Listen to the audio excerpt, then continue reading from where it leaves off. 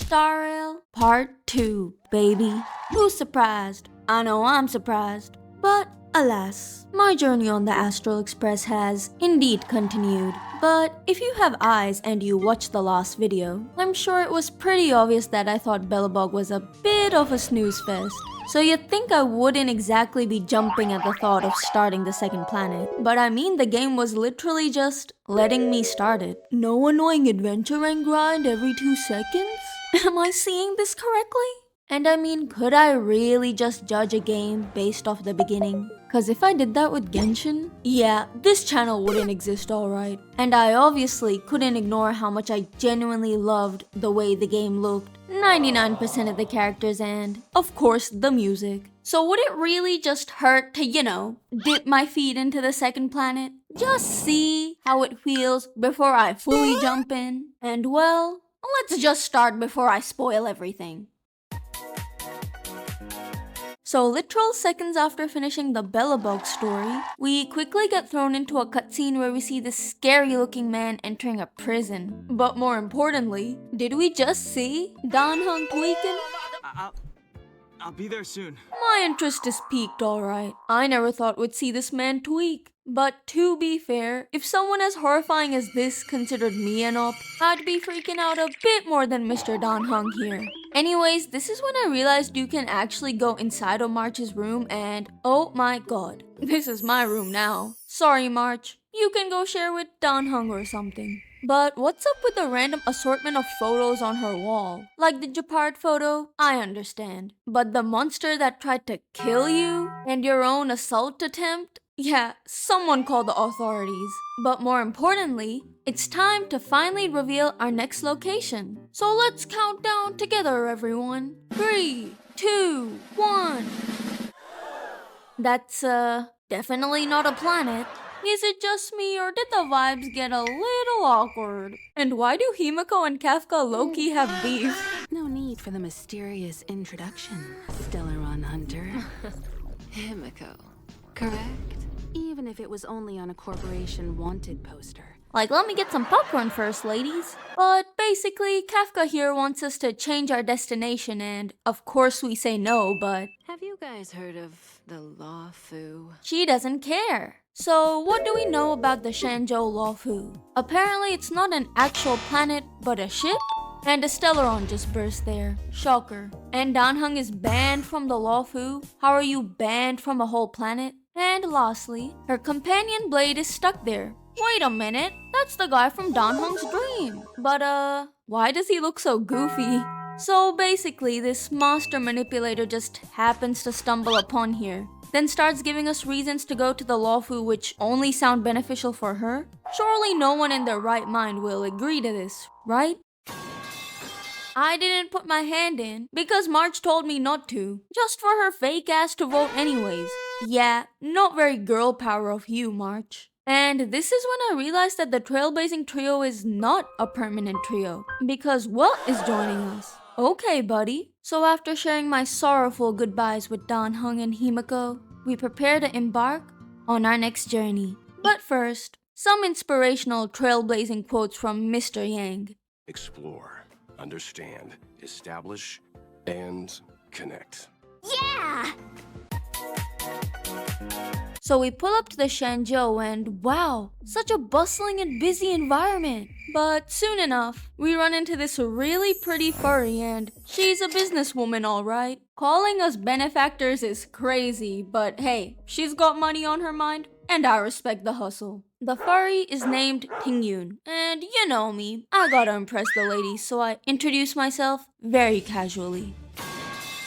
She must have really liked it because she literally flies us to Starskiff Haven. And damn, this place is nice! After making myself nice and familiar in our new nation, we head over to the Skyfaring Commission, ready to aid the people with the Stellaron disaster. Since, we've got a bit of experience. Politely decline your proposal. I mean, this Yukong chick begins just absolutely ripping into us before this fella comes in and stops her. Now, this is really embarrassing to admit, so bear with me, but I legit thought this dude was that guy. They look kinda similar, shut up. So this confusion caused me to place a target on his head. He was suspect number 1. So Mr. Jing Yuan, who is the boss of this place, insists that he doesn't need my help with the Stellaron, that it's a Xianzhou issue to solve. Okay, I'll remember that. But if we're feeling so kind, we can go help with capturing Kafka instead. Which I mean, I'll gladly take Kafka over a Stellaron any day. We cut back to the Express, where Heng hesitantly decides to embark on a lone journey to save us from this very dangerous man. And we get to go with him, which I clearly was very excited about. So we begin our treacherous journey, fighting enemies alone and sneaking around before we run into a really familiar face. Now, what is Mr. Luofu doing on the Luofu? And who is this little nerd with him? Emergencies should be dealt with by professionals. After our little scuffle, we get introduced to the new trio, Sheng, a Cloud Knight who doesn't know anything a Cloud Knight should, and officially, Luocha, a self-proclaimed traveling merchant who's way too familiar with the Luofu despite being from The Star Unity Mall branch at the North Valley Star. Oh yeah. Also, why does he literally talk in 0.5 speed? Young Master Heng. Like, buddy, I've got places to be. After quickly warming up, we head to track down Kafka. And if I could quickly borrow the words of a famous celebrity, the hunter indeed becomes the hunted. I mean, she was literally just messing with us. But after following the little trail she left for us, Kafka finally comes out and greets us. And she starts with her usual listen thing. But you know all about that already, don't you? What? This lady is evil as hell. Look her up. She continues to just walk away, whereas I'm breaking my ankles avoiding every fight just to catch up to her. But it's okay, because after spending around 10 years playing Tetris, we finally catch up to her. Can't wait to have a normal discussion like adults. No offense, Kafka, but you kinda gotta level up your skills cause this fight was surprisingly easy. But she did this one move where she literally makes you hit your own team, and she made me hit Himiko. Kafka, I understand if you hate Himiko, but don't take that out on me. And Himiko, I was hacked alright. But then out of nowhere, this Sailor Moon looking girl completely outplays the Kafka herself and captures her for us. Drop the weapon! Her name is Fu Xuan, and she tells us she knows some unconventional means to make Kafka talk. Looks like torture is legal on the Xianzhou. Crazy nation we've walked into. But since the torture device isn't ready yet, we chat with our own buddies instead, where we finally get to learn a bit about this Elio character Kafka is obsessed with. According to Mr. Welt himself, no one knows who Elio is or what he looks like, so let me just perfectly predict what he'll look like, by the way.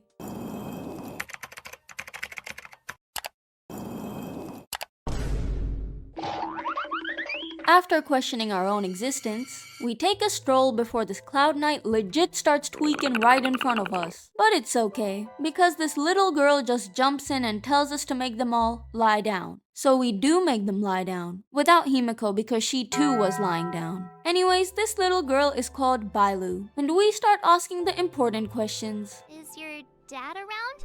I don't have a dad. Well, that's awkward. Anyways, not to disturb the flow or anything, but this is where I kinda took a step back and logged out. For, 2 months. But listen, okay? It's not because I was bored. It's cause I got caught up in editing that first video and some other stuff. But alas, the literal day I finished slaving over that video and finally uploaded it, the first thing I did was go to work. But then I came home and I opened StarRail. So, you know, I did the usual routine. Claim my Starlit Homecoming rewards, compensation jades in the mail, click through the menus to refamiliarize myself with everything, and that was when I ran into this. A feature which lets you play through old events. Why do they not have this in Genshin? What the hell? Oh, I'm so mad. After getting over my jealousy and realization that StarRail is indeed the favorite child, I jumped back into the story. After quickly breaking the fourth wall, we finally pull up to the torture machine, and this is where I really started to target this dude. Like, why is he so smug and constantly leaving out information? It's like he wants to be put in loser town. And on top of that, he promises to be more transparent next time. Buddy, you're already pretty damn transparent. So since Jing Yuan wants me to be used, we officially secure employment. Our job description, torture device technician. So after floating around, matching up some shapes, spending way too long on some puzzles, and fighting a gate. So this is defeat. Dying to a gate. Look, it had to happen at least once, okay? That unfortunate defeat prompted me to level up my light cones and characters, but I was still too scared to touch any artifacts. Don't ask. Oh, and I also unlocked a 10 pull, so I quickly wished and... Who the hell? Normal ass name, like what? Bro literally has keyholes for eyes. Might want to get that checked out, I don't know. After roasting that poor kid, we returned to the robot and honestly just snoozed through the fight. Eon. Reach the end of the story. So with that, the torture device is finally ready, so we return to Fushuan, break our neck to talk to her, and prepare to interrogate Kafka. So Fushuan begins the torture, but looks like she's the one getting tortured instead, I don't know. She starts tweaking when she realizes that Kafka is not the issue, but I am. The hell did I do? And now I'm being thrown under the bus to talk to her? I mean, I gladly will, but come on, guys. So we start our conversation and I can already feel the manipulation beginning. Also, are we just gonna ignore how she looks completely different? Not just the fact that her glasses and jacket are gone, but she literally has red dots in her eyes. They got me over here talking to AI generated Kafka, bruh. The Luofu is crazy. Anyways, after humbling AI Kafka, she eventually starts spilling the truth behind her intentions. Apparently, she did not bring the Stellaron onto the Xianzhou, but it was a traitor instead. So Jing Yuan, I told you guys, evil recognize evil, and he looks familiar. And by the way, why does Kafka call this chap Blady? I can think of many more nicknames that suit him better, but you do you, I guess. And lastly, she reveals that they aren't here for the Stellaron, they aren't here for a vacation, but they are here for us. What? It's almost as if she literally lured us here? But this is where it gets interesting. The Stellaron hunters want us to become homies with the Xianzhou. Why? Because we will need the power of friendship to defeat Nanook in the future. Okay, that's definitely not Jing Yuan. Sorry for the false accusation, but I'm still keeping my eye on you, buddy. But then out of nowhere, this damn Irminsul looking tree just starts growing. And then Kafka and Lil Blady just jump to their death. So what does the general think about this new piece of information? Sanctus Medicus? Damn, we really involving another organization in here? And since I understand that this complex story might be confusing for the common folk, allow me to explain the Xianzhou lore in leaf me terms. So basically, the hunt and the abundance have beef.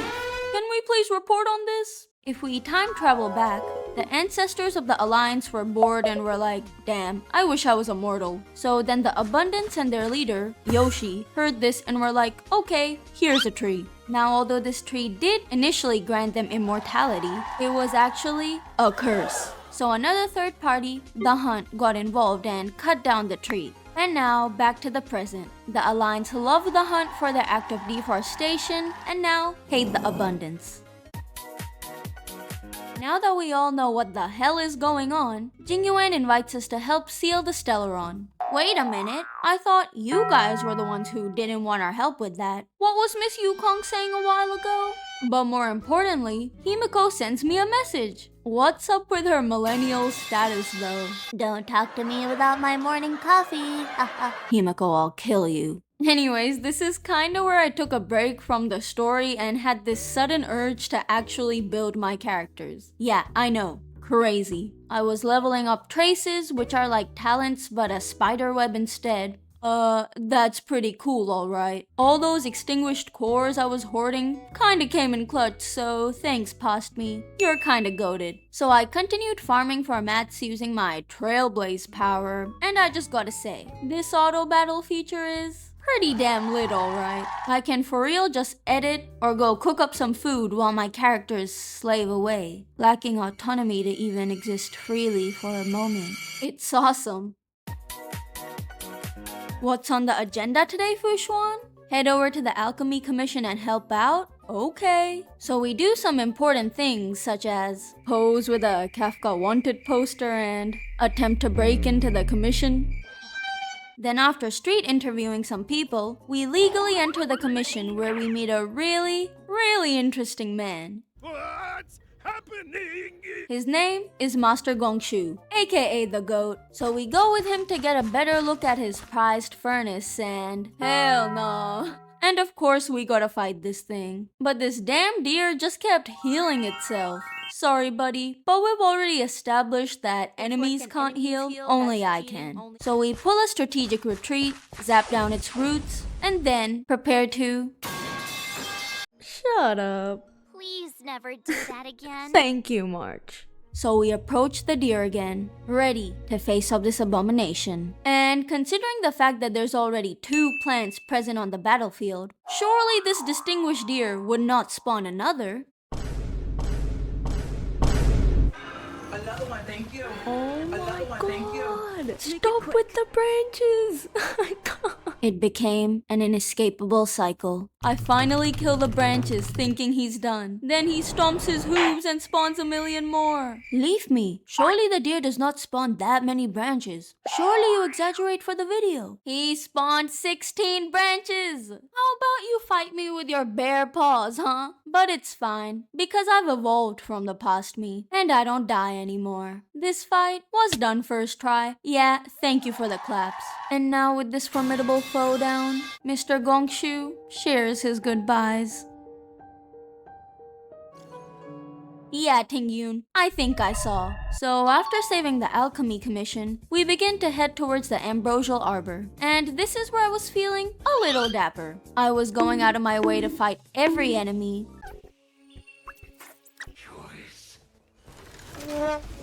Oh my god.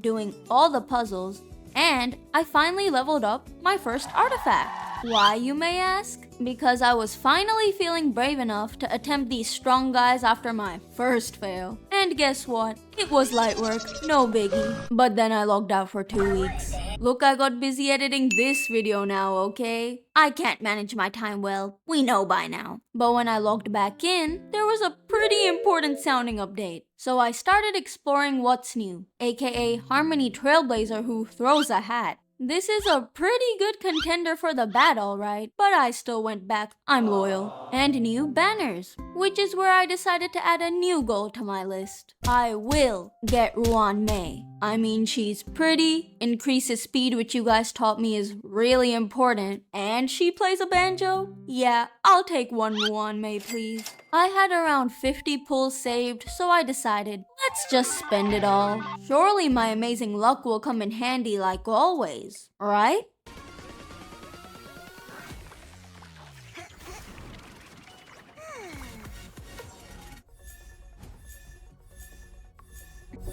Wow, he must have taken what I said pretty personally. Sorry, bud, but you're staying benched for now. And no amount of constellations is changing that. Anyways, we finally return to the story, where we get to talk to a disciple of Sanctus Medicus. And yeah, they're crazy, alright. I can help you. Then, March asks me, Are you ready? so I mentally start preparing myself for a big cutscene or important event, but... Now, I spent a lot of time pondering at this screen. It was clearly an optional quest, meaning I didn't have to do it. Cause if there's one thing about me, I hate side quests. But then, I decided to put on my big boy pants and just get it over with, thinking it wouldn't be that important, but... oh boy, was I wrong. So in this quest, we are basically tasked with infiltrating the Sanctus Medicus organization to gain intel. Sounds easy. Transcribe this copy of... No thanks, Green Hibiscus. But then we meet another undercover Cloud Knight who somehow does both his and my transcriptions in a couple of seconds. And Green Hibiscus isn't suspicious of this? Yeah, something is telling me that this isn't the brightest organization. And now we have to fake fight this dude and drag his body out so they don't get suspicious? This will be pretty tough. What magnificent... Never mind. At least he understands the cost of living crisis. Good on you, Green Hibiscus. Anyways, we get our official code name and move on to stage 2. Locate the missing Cloud Knight. So we head back over to the meeting spot and meet one of the leaders, Mauve Moon. Oh, that's the Cloud Knight. Well, not anymore. After getting kicked out, we receive our final mission. Find out what the hell is going on with the medicine they gave me. And this is where we meet Miss Dan Shu. But first, she wants me to deliver some medicine as a favor cause she's blind. Okay, sure.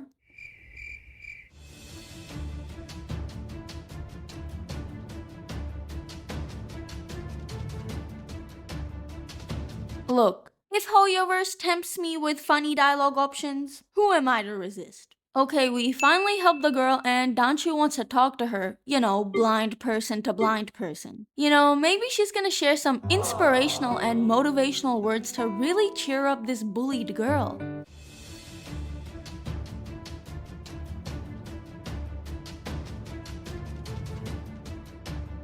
And then this Danshu tries to give me medicine to make me live longer? What is wrong with this lady? I obviously didn't take it. And good thing, because this lady is literally the leader of the Sanctus Medicus operation. And she's now a wanted criminal? Yeah, Danshu. Goodbye.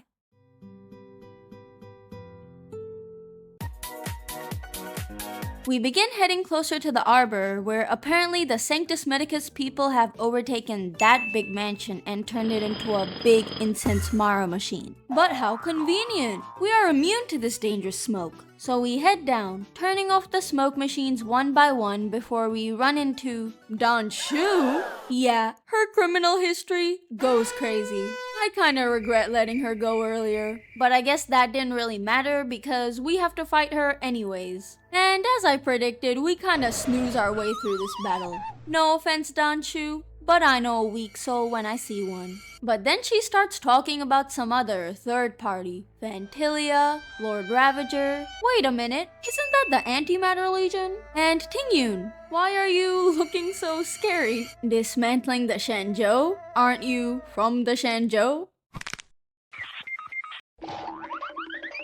Now what the hell is going on here? Tingyun looking a little different. And fine. I'll admit I was getting outplayed by Miss Tingyun, so I pulled a quick retreat. You know, get some time to farm materials, level up artifacts while I process what the hell I just saw. And of course, we just breeze through the fight now, but can I just take a moment to shout out Locha, the absolute GOAT? If I didn't get him earlier, I genuinely have no clue how I would have made it this far. I mean, I think I'm about to die and then he just goes and heals me back to full. So I'd just like to thank him for all his contributions to the team. And now with all the enemies gone, I'm kinda confused. So apparently Tingyun herself isn't Lord Ravager. Obviously that would be kinda random. But the flame inside her was. That flame was Phantylia, one of 7 Lord Ravagers who served Nanook as an emanator. So the theory Welt proposes is that she used Tingyun as a vessel to infiltrate the Xianzhou. So what happens to the real Tingyun? Was there ever a real Tingyun? All I know is that I'm confused. I'm hyped, and I hope Tingyun is okay because she's really pretty. So now that we know that Phantylia is waiting by the Stellaron, we make haste for Scalegorge Waterscape, where the Arbor was sealed away by the dragon race of this place. We're finally free from the shackles of Shushan. I never thought this day would come. So after achieving freedom, Dan Heng quickly rushes over to where we literally just were. And he starts tweaking again, alright. Like, okay, Xiao. Those memories, so dark. Then this little hologram starts warning him not to go because his enemies are waiting there. So little Bladey must be there. Got it. But since Dan Heng is such a noble man who values his friendships above anything, he rides away to Scale Gorge Waterscape anyways. And wow, who would have guessed? And of course they knew he was coming because of good old Elio. And I'm sorry, but I've just gotta say, what in the hell is wrong with this dude? Can he talk normally, like, ever? It's time! He's insane. But anyways, Lil Bladey is so convinced that Dan Heng is someone he claims not to be. And while all these relevant characters are having an important moment, Mr. Irrelevant himself decides to walk in and ruin the moment. Like, get your lame ass out of here, Yanqing. But Blade and Dan Heng are fighting now. Pick your side. I'm Team Dan Heng till the day I die. Oh. Dan Heng's a 5-star? I would have never guessed it. It's not like you can literally see it in the data bank they make available from the beginning of the game. But now we're fighting the little kid with Blade. Well, it's not much of a fight considering I literally can't control anything. But it's fine because Dan Heng Premium is kinda goated and he destroys this little kid. But don't worry, old Dan Heng. I still like you better. And then Mr. Annoying decides to join in the party too. And of course this MF was going behind my back again. So these two criminals just get to waltz away freely while Dan Heng starts his little antics again. Dad, I'm not him. I'm Dan Heng. Not Dan Feng. Not Dan Feng. I'm sorry, this had me dying. Whether Dan Feng was hero or villain has nothing to do with— Lil bro changed a few strokes in his name and thought he could change his entire identity. So then Jing Yuan basically says, well, Dan Heng, if you don't want to be associated with Dan Feng, then revive the Arbor. And Dan Heng says, I don't know if I can do that, and I'm Dan Heng, not Dan Feng, but sure, I'll try, I guess. But then, we finally run into our friends again, reunited after eons of separation, unable to even text. So Dan Heng Premium quickly joins in the fight and, I mean, he was kinda stealing the show here. Poor March was struggling to do more than 5 damage, whereas Dan Heng was wiping away whole waves of enemies in one hit. I fear the scales were tipped slightly in his favor. And then Jing Yuan does what he does best. Say he's not gonna ask for help, and then ask for help. Classic Jing Yuan, haha, I hate you. But I mean, since we're already here, might as well, you know, just save another nation. Not a biggie. But I was still Dan Heng, so I really embraced his characteristics and played the part. March, I was worried for your safety. Heh, typical trailblazer. Nobody can get her to open up. Thanks for all the Welt. Thanks for all the help, Welt.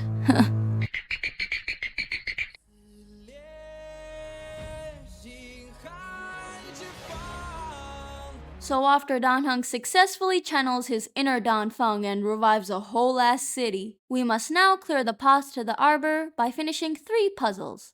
Let's go, team! The first one, I'm not even gonna talk about it. The second one, it had a kick. This might just be proof number 5 million of me lacking reading comprehension skills, because it literally says right there, if you use your skill, you're gonna get targeted. So what does a renowned genius such as me do? Obviously use my skill repeatedly on Himiko to break its shield and wonder, why is it only hitting Himiko?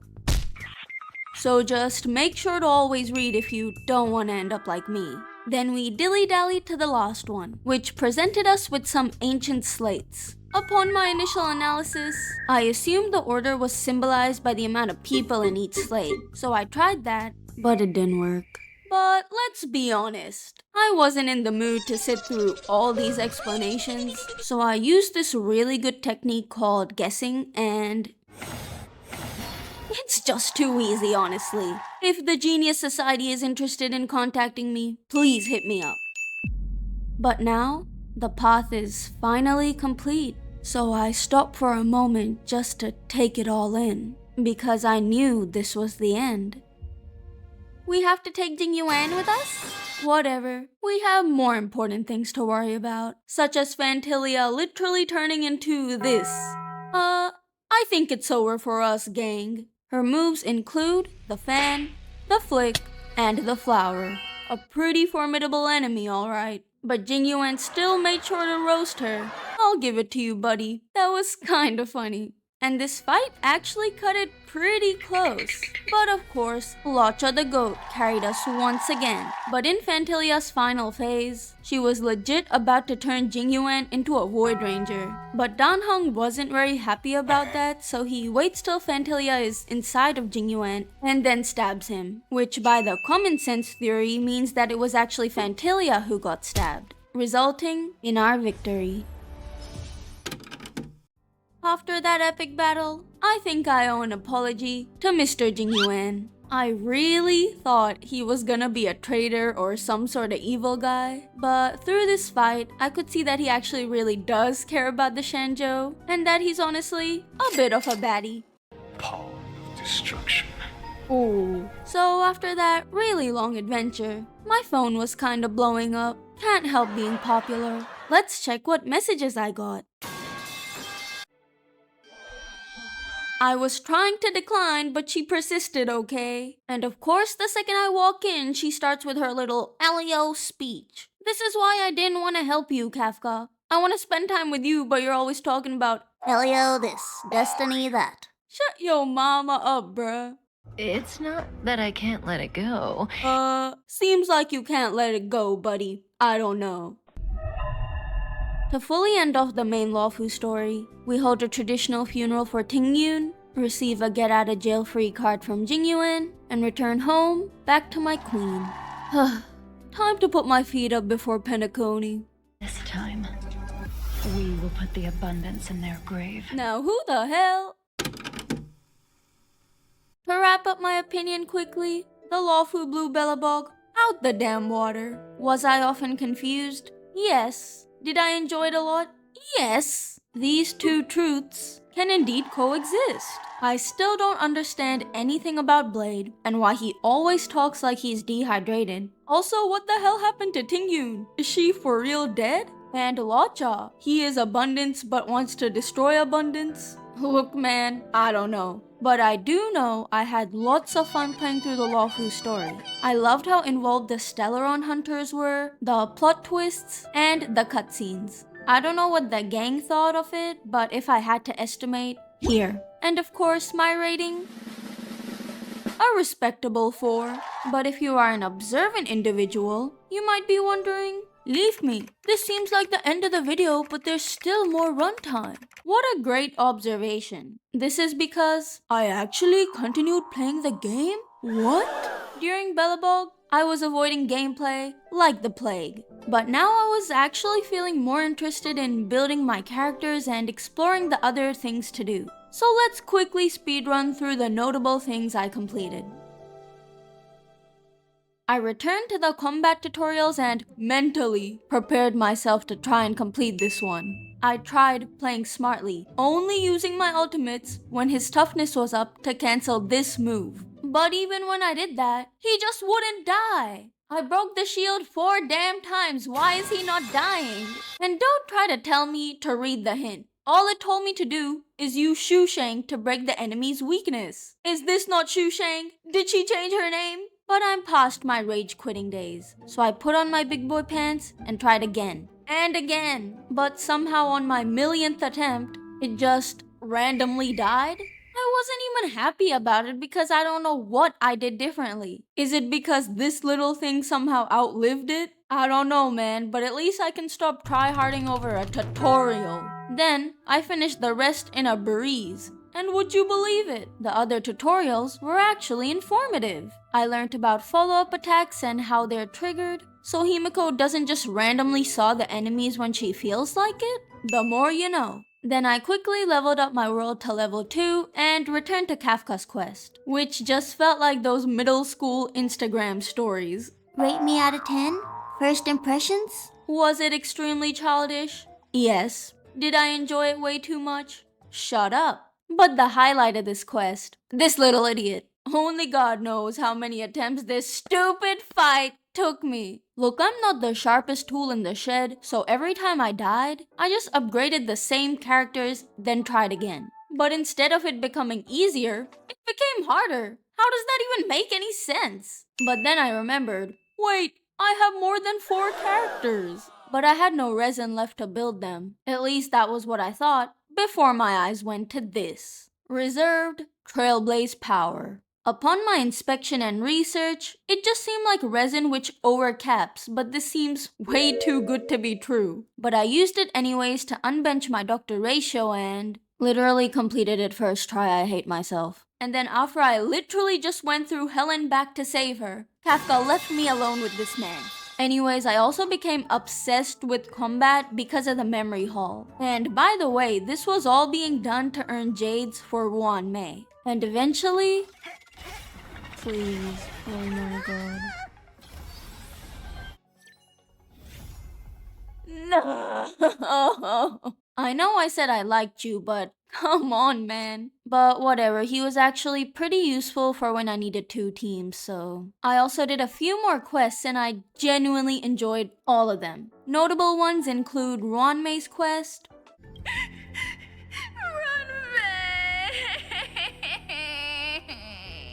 the one where the IPC Loki scam Bellabog, which was probably my favorite quest so far. And also the Argentine quest, which was actually so funny. And in the end, I unfortunately did not get Ruan Mei, which is really the unluckiest I've ever been. But it's fine. Not getting her actually inspired me to build other characters such as Asta and this dude again, since he's literally C6 now. This is standard. So now that we're up to speed, I guess it's time for Penacony, which I will be streaming by the way. So if you're interested in hanging out and seeing my full thoughts as opposed to these very vague summaries, follow my Twitch I guess. And keep an eye out on the community tab because I'll probably post the times there. So final takeaway, always give everything a good shot before you decide it's not for you. What a motivational message.